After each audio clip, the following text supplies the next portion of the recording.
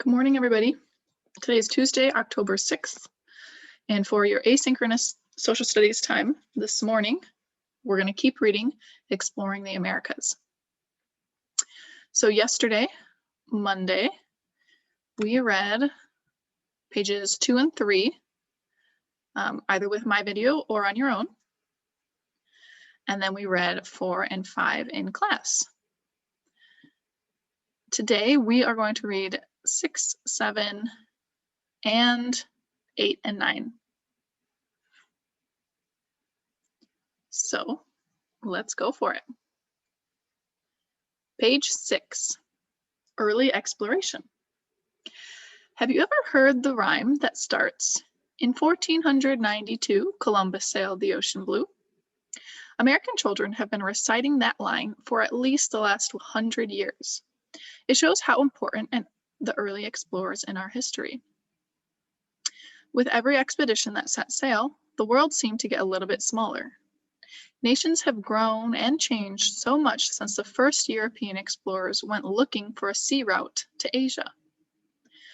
Each early explorer had a goal and a destination in mind, and set off over uncharted waters to reach it. Their journey shaped the world, and their legacy can still be seen and heard today. I bet this is Columbus. I think I'll call it Vespucciaville. That's not Columbus. It's Amerigo Vespucci, which I'm probably mispronouncing. So let's learn about this. Amerigo Vespucci. Amerigo Vespucci was an Italian who sailed for Spain as a navigator. Like Columbus and Cabot, he first thought he had reached China. Later, however, he became convinced that they had found a new world. In 1507, mapmaker Martin Waldseemüller proposed that the new world be named America in honor of Amerigo, the discoverer.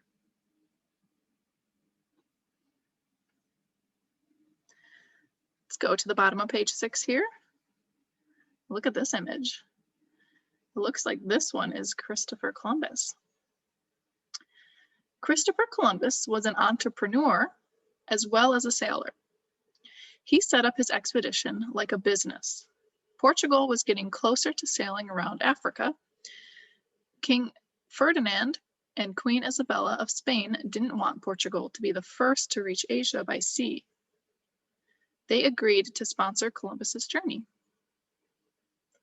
So Spain sponsored Christopher Columbus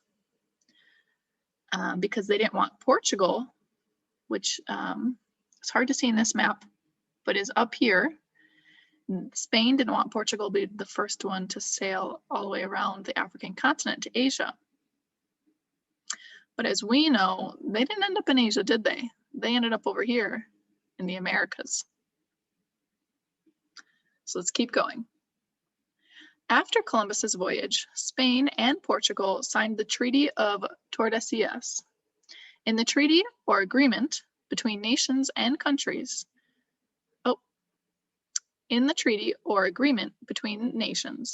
the countries drew a line from the north to the South Pole. All new lands east of the line were Portugal's. All new lands west of it were Spain's. In 1506, the line was moved to allow for Portugal's claim in Brazil. We'll come back to the timeline after we read page 7. Go ahead and look to page 7 now. Let's take a look at this image. I wonder what that is. It looks like this arrow points to that picture, so let's see what it's all about. John Cabot. John Cabot was an Italian sailor living in England with his family. When news of Columbus's voyage reached England, King Henry VII sent Cabot off to explore for England. So we've got Portugal trying to explore, Spain, who sent Christopher Columbus, and now England, who is sending John Cabot, Cabot landed on either Newfoundland or Cape Breton Island in what is now Canada. He thought he had reached China. He claimed the region for England. Cabot's claim opened the door for the British in North America in the coming centuries. How funny that all these explorers thought they had gone all the way around Africa to Asia, but they just made it over to the North and South Americas. Well, North and Central Americas. Let's read this. Shift the perspective. What would you have thought if you were living in the Americas when Europeans first arrived? Would you have welcomed them or tried to drive them out? How would you have decided? So remember, the last few magazines we read were all about the indigenous tribes in America. You guys did your amazing presentations. If you were one of those tribes and the Europeans arrived, how do you think you would have responded?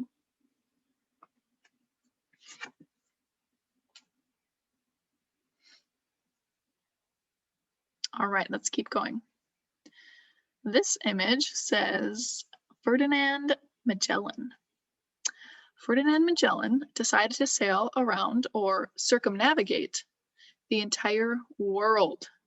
He almost succeeded, but was killed in the Philippines before he could finish. One of his ships completed the journey.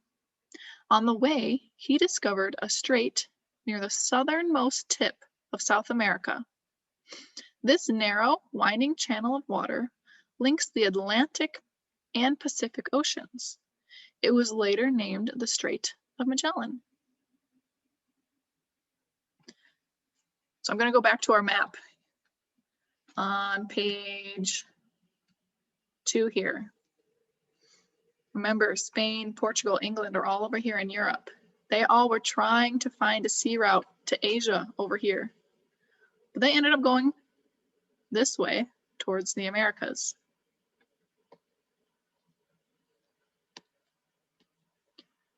Back here on page 6 is another map. Here's Europe. They were trying to find a sea route to Asia, but they actually started in Europe, ended up in the North Central Americas. Even all the way the Strait of Magellan we just read about, the bottom tip of South America.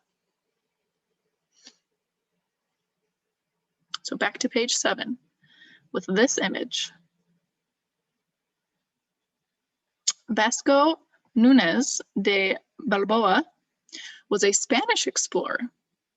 He led a group of settlers to set up one of the first European colonies in the Americas of Santa Maria de la Antigua in present-day Colombia.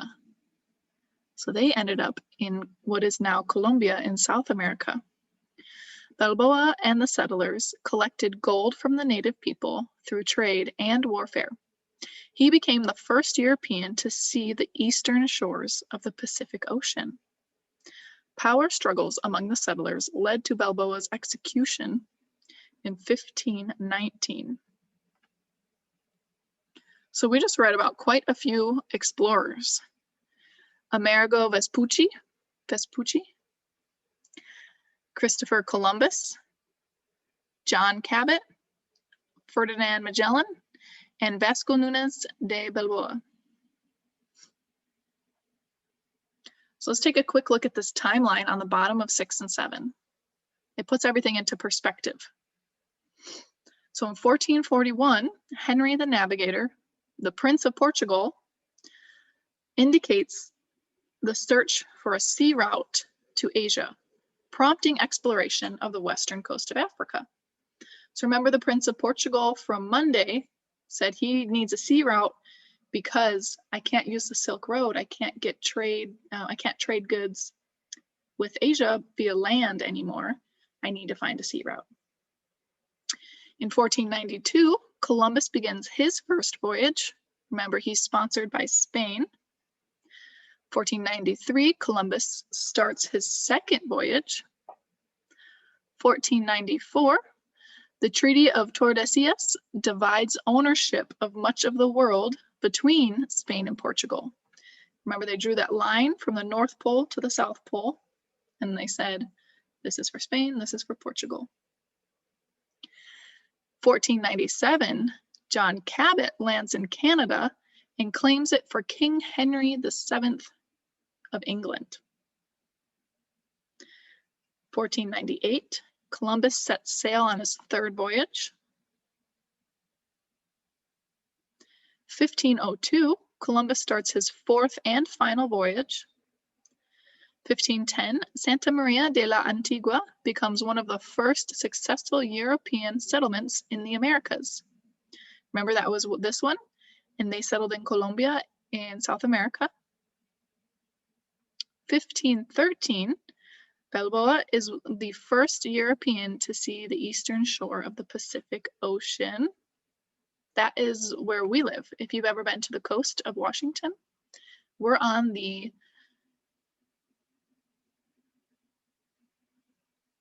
eastern shore of the Pacific Ocean. 1513, Ponce de Leon sails from Puerto Rico and finds Florida, which he names. 1519, Magellan embarks on a journey to sail completely around the world. Remember, this one is Magellan. 1520, Magellan sails around the southern tip of South America. And 1 year later, in 1521, Magellan is killed in the Philippines. So that is pages 6 and 7 about the very early exploration from Europe to the Americas. Remember, that includes North and South America.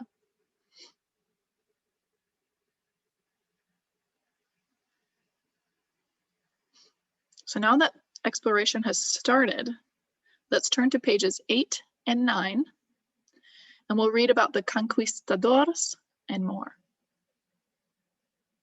Are you ready? Up top on page 8.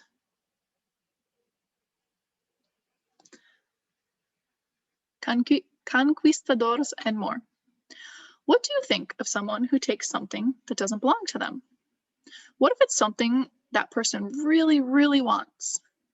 What if it's something that an entire country really, really wants? The European exploration of the Americas presented European nations with an opportunity for great wealth. Spanish explorers called conquistadors led military campaigns throughout the Americas in order to obtain this wealth. As they traveled, they claimed the land they saw for Spain. So here's a very nice map. Remember, Europe is over here. All these new explorers landed at various parts in the Americas. And now they are claiming that land for the countries that sent them there to explore. So check out this picture, and it says, the Protestant Reformation spread through Europe in the 16th century. The goal of the Protestants was to reform or change the Catholic Church. As Spain claimed more and more territory in the Americas, priests and missionaries worked to convert native people to Catholicism.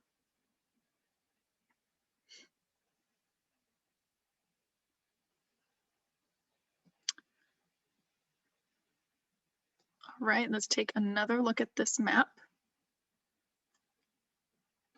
On the bottom of page 8. The Aztec and Inca empires controlled large areas of Central and South America. You can see Aztec Empire is in yellow. The Inca Empire is in orange. All right, back down to the reading. You can still see ruins of these empires today in Mexico and Peru. Each empire had a large, skilled army, but civil unrest and new diseases weakened them. As a result, Spanish conquistadors were able to defeat them.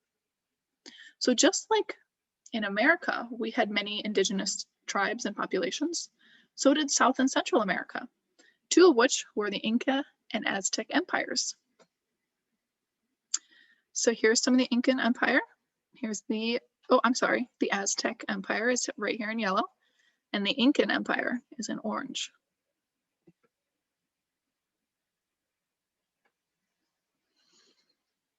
Let's turn right to the center of these two pages right here with this black and white photo. And it says Juan Rodriguez Cabrillo.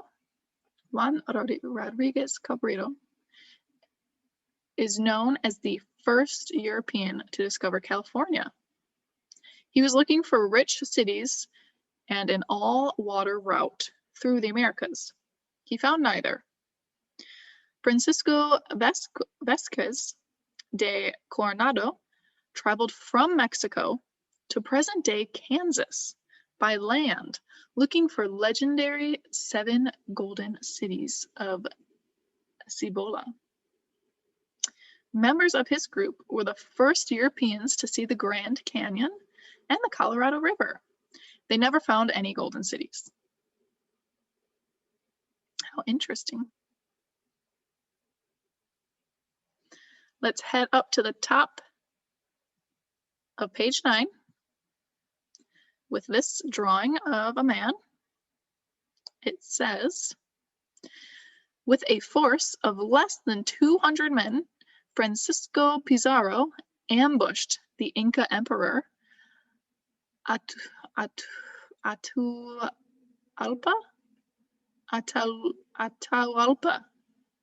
You guys get to see me try and pronounce all these fun names. Atahualpa. Okay, so he tried to ambush the Incan emperor.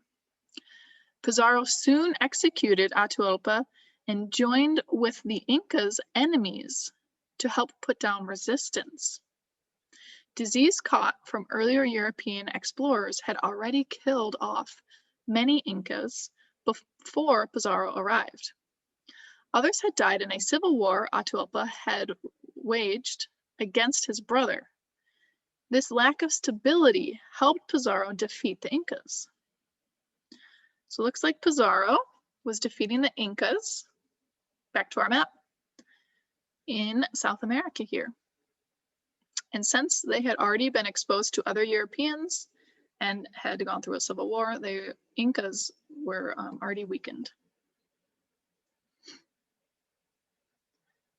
All right, this drawing over here says, Hernando de Soto helped Pizarro conquer the Incas. Later, he took 600 men and traveled from Cuba to Florida. He voyaged by land through present-day Georgia and the Carolinas, Tennessee, Alabama, Mississippi, and Missouri. He fought with native peoples, including the Mobile people of Alabama. De Soto died on the journey and was buried along the Mississippi River. So he helped Pizarro defeat the Incans in South America, down here, and then traveled from Cuba up through this region in the States, what we now call the States.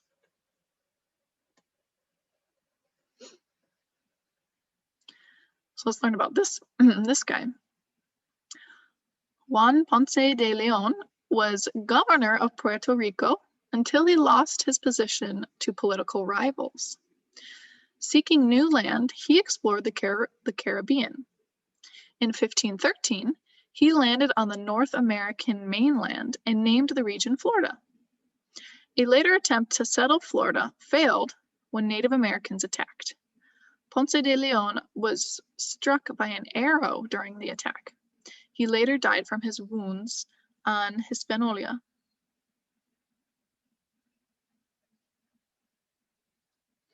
It looks like our last person is this portrait here. Herman Cortez was a Spanish conquistador who defeated the Aztecs and conquered Mexico for Spain. The Aztecs were not well liked by neighboring cultures. One such neighbor, the city-state of Tlaxcala, joined forces with Cortez. 1,000 Tlaxcaltecs were with him to attack Tenochtitlan, which is the capital of the Aztec Empire. So Herman Cortez was a conquistador for the Spanish, for Spain,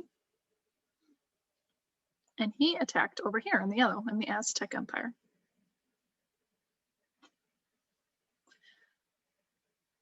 So we learned about quite a few conquistadors.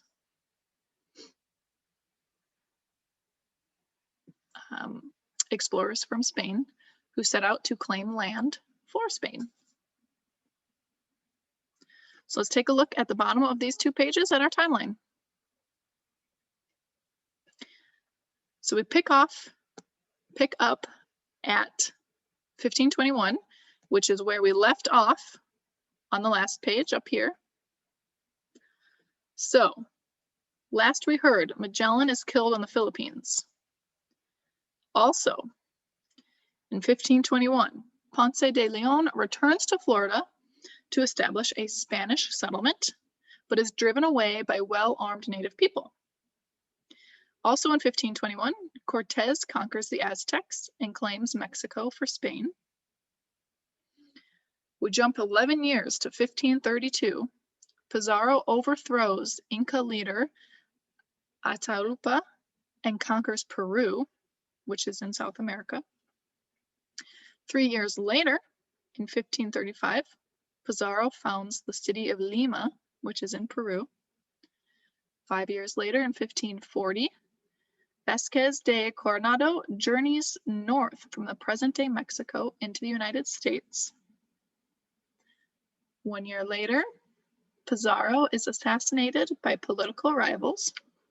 Remember, he was the one who overthrew the Incan leader, founded Peru and Lima. And then in 1542, Cabrillo is the first European to discover California and sail up its coast. In that same year, Coronado completes his 2-year land expedition. So there are a lot of explorers from Spain, whom we call conquistadors, exploring various parts of the Americas and coming into conflict with different native peoples. So when we come back to class later today, we will read pages 10 and 11 together, which is very short, and we will read pages 12 and 13 together. So, to recap, we learned about early exploration and these specific conquistadors. So if you have any questions, hold on to them and you can ask me when we come back together later for social studies.